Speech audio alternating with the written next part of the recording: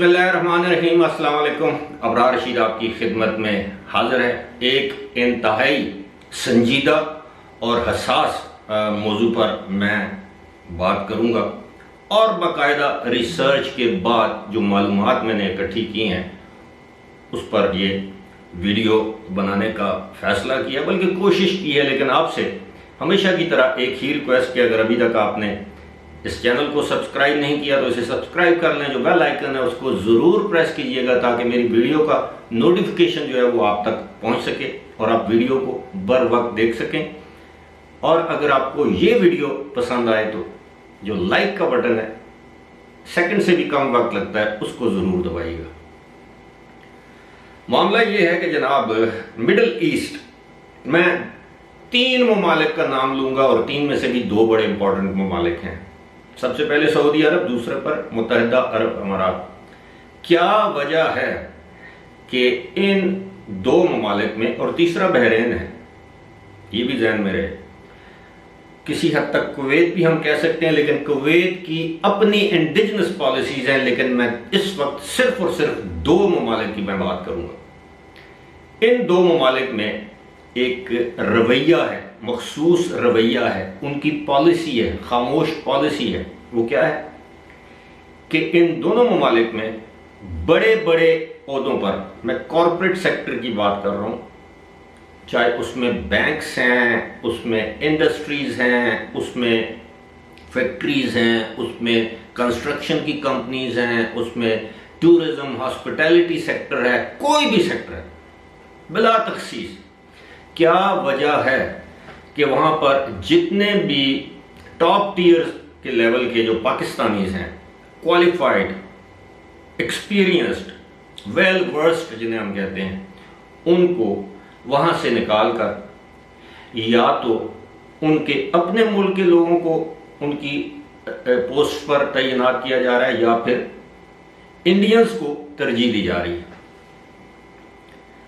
اس پر میں نے کافی ریسرچ کی ہے۔ میں تقریباً 2 مہینے سے میں اس پر کام کر رہا تھا۔ میں نے بڑے لوگوں کے انٹرویوز لیے ہیں۔ ظاہر ہے کیمرے پر لوگ نہیں آنا چاہتے ان ممالک میں کہ دوبارہ ہمیں نوکری ملے گی، ادھر جائیں گے، کوئی پرابلم نہ ہو۔ حالانکہ یہ بھی حقیقت ہے کہ اتنی زیادہ عربی یا سعودی عرب کے جو لوگ ہیں، یا جو آفیشلز کی میں بات کر رہا ہوں، گورنمنٹ کی، یہ یا UAE والے، وہ کہاں میری ویڈیو دیکھ کر اس پر کوئی ایکشن لیں گے، لیکن ایسا ممکن ہے۔ بہرحال وہ لوگ اپنی شناخت ظاہر نہیں کرنا چاہتے، کچھ لوگ ابھی بھی وہیں۔ سب سے پہلے میں آغاز کروں گا، میرے ایک بہت ہی قریبی عزیز ہیں۔ آپ یہ مت سمجھیے گا کہ میں اپنے عزیز کی وجہ سے یہ ویڈیو بنا رہا ہوں، نو۔ میرے ایک بہت ہی قریبی عزیز ہیں، وہ سعودی عرب کے جو ان کا جو کیپٹل ہے ریاض، اس کے مضافات میں ایک وائٹ سیمنٹ فیکٹری کے سب سے بڑے آفیسر یعنی جنرل مینیجر تھے۔ سیمنٹ فیکٹری کے جنرل مینیجر تھے۔ ان کو بڑی عزت کے ساتھ انہوں نے ریٹائرمنٹ دی۔ کافی عرصہ اس فیکٹری میں، اس کمپنی میں، بنیادی طور پر وہ بہت بڑی کمپنی ہے، تو ایک اس کمپنی کی یہ فیکٹری بھی ہے۔ ان کو بڑی مراعات دی گئیں دوران ملازمت، ان کے بچوں کے لیے، پوری فیملی کے لیے، اور زبردست قسم کا ان کا لیونگ سٹائل تھا سعودی عرب میں۔ اور لیکن ایک مخصوص عرصے کے بعد ان کی جگہ ایک سعودی کو لا کر بٹھا دیا گیا۔ انہیں وہی گولڈن ہینڈ شیک جسے ہم کہتے ہیں، انہوں نے کہا کہ یہ آپ کی بڑی مہربانی، یہ ہم آپ کو مراعات دے رہے ہیں، یہ پیسہ دے رہے ہیں، یہ آپ لیں، اور اب آپ ہماری طرف سے فارغ ہیں۔ ایک میرے دوست کے دوست ہیں،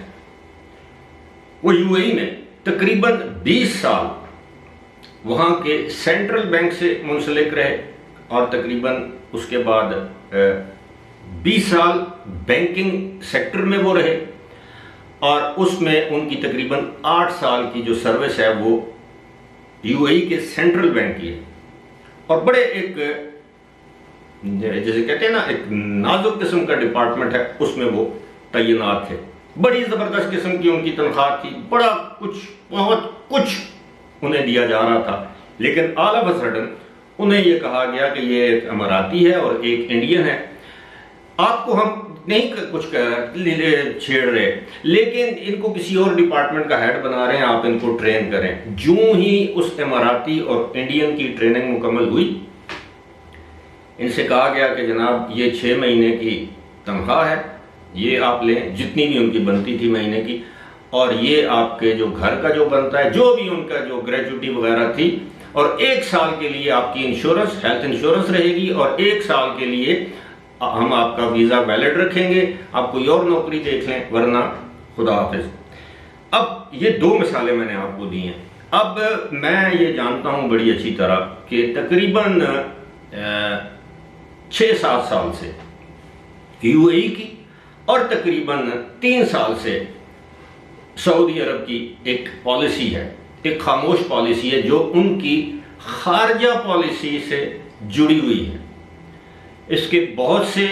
محرکات ہیں۔ میں نے کہا نا کہ معاملہ نازک اور سنجیدہ ہے، کہ ان ممالک اور پاکستان کے درمیان ظاہر ایک تعلقات ہیں بھی، سرد بھی رہتے ہیں، گرم جوشی بھی آ جاتی ہے وقت کے ساتھ ساتھ، حکومت کے بدلنے کے ساتھ ساتھ کوئی نیا حکمران آتا ہے تو پھر اس سے ان کی امیدیں وابستہ ہو جاتی ہیں، ہمارے حکمرانوں کی ان سے امیدیں وابستہ ہو جاتی ہیں، بالآخر دونوں ایک دوسرے سے مایوس ہو جاتے ہیں۔ میں آپ کو بڑے وثوق کے ساتھ معلومات پر مبنی یہ خبر دے رہا ہوں کہ گزشتہ 3 سالوں کے دوران یو اے ای سے کم از کم 15,000 ایسے ملازمین کو فارغ کیا گیا، جن کو ہم اپنی زبان میں کہتے ہیں افسران، جو کہ اوپر کے لیول کے لوگ تھے، نمبر 1 تھے کمپنی میں، نمبر 2 تھے یا نمبر 3 تھے، ان کو فارغ کیا گیا۔ اسی طرح 30 سے 40,000 افراد کے قریب سعودی عرب سے لوگوں کو فارغ کیا، اور ان کی جگہ ہمارے جو انڈین دوست ہیں ان کو ملی، یا سعودیز کو ملی، یا اماراتیوں کو ملی، کیونکہ اماراتی، یہ متحدہ عرب امارات والے ڈائریکٹلی انفلوئنس ہوتے ہیں سعودی سے، ان کی کافی زیادہ پالیسیز ملتی ہیں، اس میں کوئی شک نہیں کہ اپنی اکنامک پالیسیز یہ اپنے ملک کی ضروریات کے تحت وضع کرتے ہیں اور ان کو چلاتے ہیں۔ مثال کے طور پر تقریباً 1.5 سال پہلے سعودی عرب نے اعلان کیا تھا کہ وہ ویٹ، ویلیو ایڈڈ ٹیکس جو ہے وہ 15% کر رہے ہیں، اور انہوں نے ساتھ میں جو یو اے ای سے کہا کہ جی آپ بھی کریں، انہوں نے کہا جی ہم نہیں کر سکتے، ہم یہ بوجھ عوام پر نہیں ڈال سکتے۔ یہ کووڈ کے دنوں کی بات ہے، لہٰذا وہ جو جی سی سی کے جو باقی ممالک ہیں وہاں پہ نہیں ہے، اور یہ جو یو اے ای میں 5% ہے اور سعودی عرب میں 15% کر دی گئی، کیونکہ ان کی اکنامک کنڈیشنز ایسی تھیں، معاشی مسائل پیدا ہو رہے تھے وہاں پہ۔ اسی طرح میری بات ہوئی ہے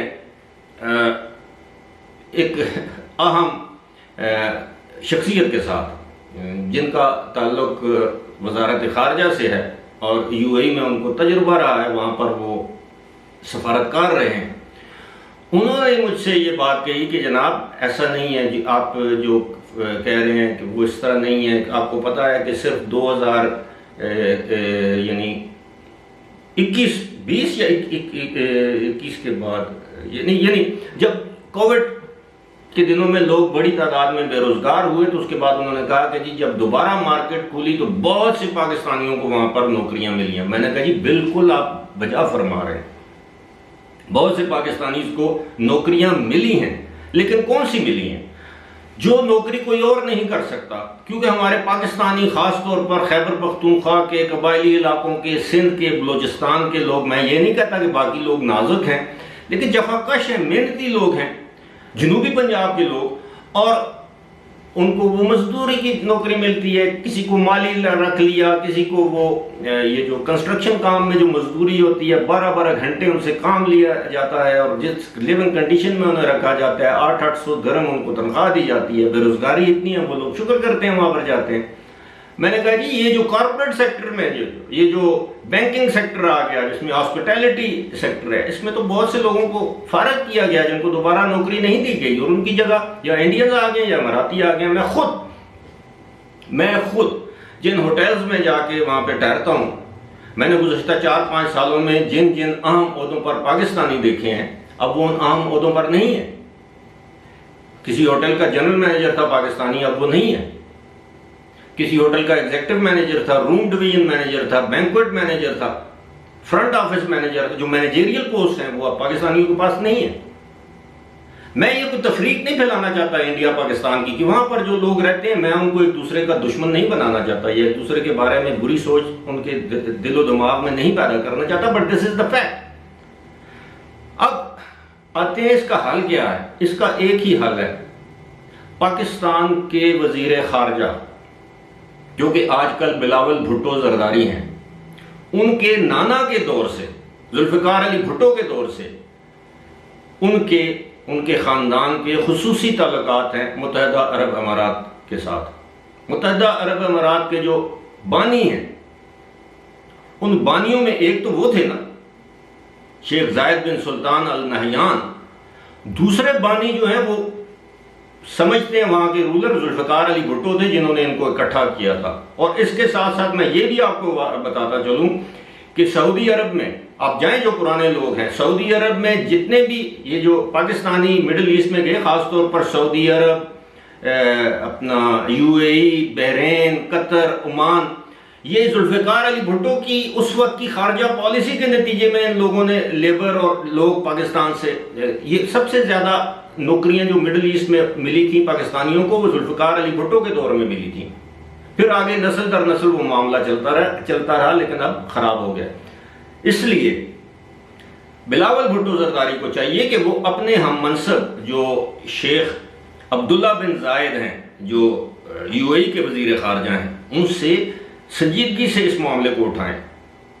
کہ پاکستانیوں کو، وہ پاکستانی جو کوالیفائڈ ہیں، ایکسپیرینسڈ ہیں، جن کے پاس وہاں کام کرنے کا تجربہ ہے، جن کو انگریزی آتی ہے، عربی آتی ہے، روانی سے بولتے ہیں، جو اپنے پروفیشن میں ماسٹر ہیں، ساؤنڈ ہیں، professionally they are very sound people, ان کو کیوں نکالا جا رہا ہے؟ اور جواب تو یہی آ سکتا ہے کہ کارپوریٹ سیکٹر ہے، کسی کو ایک جگہ سے اچھا بندہ ملتا ہے کم پیسوں پہ تو اسی کو رکھیں گے. لیکن اگر ہماری حکومت چاہے تو اس معاملے کو روکا جا سکتا ہے، ورنہ آپ یقین کیجئے جن ایکسپیٹس کے پیسوں کی طرف ہم دیکھتے ہیں، اور سب سے زیادہ جو ترسیلات ادھر آتی ہیں وہ ہمیں معلوم ہے، یا تو مڈل ایسٹ سے آتی ہیں یا پھر امریکہ سے آتی ہیں، یورپین ممالک سے اتنی زیادہ نہیں آتی. لیکن اگر وہاں پر لوگ اس طرح بے روزگار ہونا شروع ہو گئے تو پاکستان میں تو پہلے ہی بے روزگاری ہے، کیا ہوگا؟ آج ایک زمانہ تھا پاکستان سے ہر شخص جو ہے امریکہ جانا چاہتا تھا، یورپ جانا چاہتا، یورپ تو اب بھی جانا چاہتے ہیں، لیکن ایک وقت اب ایسا آ گیا ہے کہ ہر پاکستانی کی کوشش ہے کہ وہ کسی نہ کسی طرح دبئی پہنچے، یو اے ای پہنچے، کیونکہ وہاں کا ویزا آسانی سے مل جاتا ہے، اور وہاں پہ جا کے پھر وہ کوئی جاب کرے، نہیں ملتی تو وہ ایبسکانڈر ہو جاتے ہیں. یہ چیزیں آپ کے ساتھ شیئر کرنے کا ایک مقصد ہے. ہمارے سابق وزیر اعظم نے کہا تھا کہ جناب میں آؤں گا تو پاکستانی ہرے پاسپورٹ کی عزت ہوگی، لوگ باہر سے نوکریاں ڈھونڈنے پاکستان میں آئیں گے. اور تو کوئی نہیں آیا، 2-3 لوگ آئے تھے، وہ عبدالحفیظ شیخ آئے تھے آئی ایم ایف چھوڑ کے پاکستان میں وزیر خزانہ بن کے اکانومی کا بیڑا غرق کر کے چلے گئے. ایک اور صاحب آئے تھے رضا باقر جو کہ اسٹیٹ بینک میں، وہ بھی آئی ایم ایف سے آئے تھے، وہ اسٹیٹ بینک کو گروی رکھ کے چلے گئے آئی ایم ایف کے پاس. 1-2 اور شخصیات تھیں جو اسی طرح باہر سے آئی تھیں، اس ملک کو چونا لگا کے واپس چلی گئی، جن میں وہ ڈاکٹر ظفر مرزا جو مشیر صحت تھے، اربوں روپے کا چونا لگا کر وہ چلے گئے. 1-2 اور لوگ ہیں، یہ ندیم بابر، وہ امریکہ سے آئے تھے، وہ انرجی سیکٹر میں کوئی 120 ارب روپے کا پاکستان کو چونا لگا کے چلے گئے امریکہ. یہ وہ لوگ ہیں پاکستانی، باہر بیٹھ کے وہ لیکچرز دیتے ہیں، وہ دیکھیں جی پاکستان میں یہ ہے وہ ہے، لیکن ان کو موقع ملا اور پاکستان کی جڑیں کھوکھلی کر کے دوبارہ اپنے گھونسلوں میں چلے گئے. اس لیے میری درخواست ہوگی آپ لوگوں سے بھی کہ اگر آپ مناسب سمجھیں تو اس ویڈیو کو فارورڈ کریں، لوگوں کو پتہ چلے کہ پاکستان کے ساتھ ہو کیا رہا ہے، پاکستانیوں کے ساتھ ہو کیا رہا ہے. اپنی فارن پالیسی کو بیلنس کریں، بہتر کریں. لیکن افسوس سے کہنا پڑتا ہے جب ہمارے حکمران ان کی دی ہوئی گھڑیاں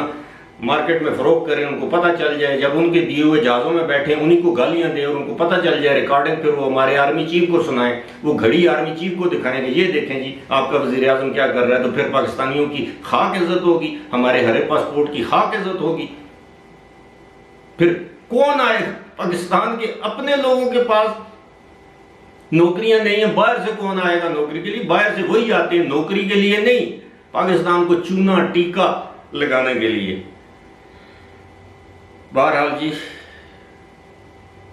فی الحال مجھے دیجیے اجازت، خدا حافظ۔